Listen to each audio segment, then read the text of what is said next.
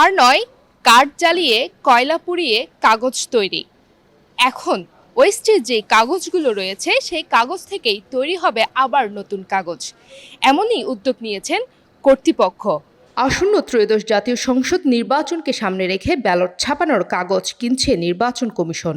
এজন্য কাপ্তাইয়ের চন্দ্রঘোনায় অবস্থিত Karnaphuli paper mills limited থেকে মোট 915 টন কাগজের অর্ডার দেওয়া হয়েছে।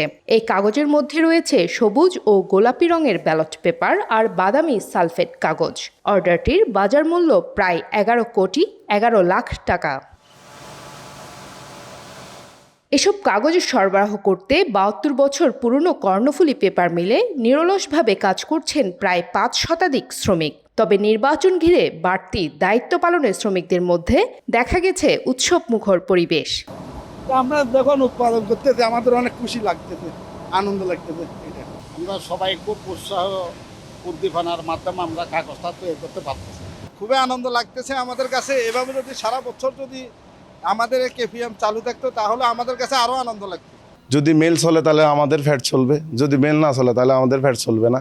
নির্বাচন কমিশনের দেওয়া 915 টন কাগজের অর্ডারের মধ্যে ইতোমধ্যে প্রায় 60% উৎপাদন সম্পন্ন হয়েছে।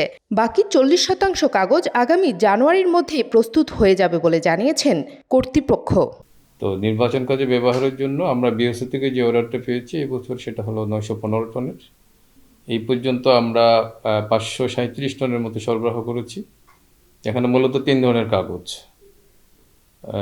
আপনার কালার পেপার আছে, এখানে ব্রাউন পেপার আছে। কালার পেপারের মধ্যে আছে গ্রিন আর গোলাপি, আর ব্রাউন পেপারের কিছু অংশ আছে।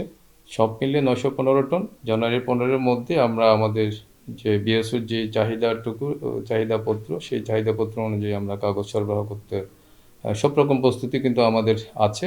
রাষ্ট্রায়ত্ত এই শিল্প প্রতিষ্ঠান থেকে ব্যালটের কাগজ নেয় একদিকে যেমন নির্বাচনের প্রস্তুতি সহজ হচ্ছে, অন্যদিকে দেশীয় শিল্প পাচ্ছে বড় পরিসরের কাজের সুযোগ। দীর্ঘদিনের স্থবিরতা কাটিয়ে নতুন করে আবারও প্রাণ ফিরে পেল 72 বছরের পুরনো কর্ণফুলী পেপার মিল।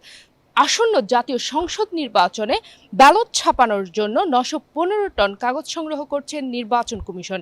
ইতিমধ্যে কাজ শেষ হয়েছে প্রায় 60%, আরও বাকি রয়েছে 40%, এমনটাই জানিয়েছেন কর্তৃপক্ষ। আজিজা হক পায়েল, দেশ টিভি, চট্টগ্রাম।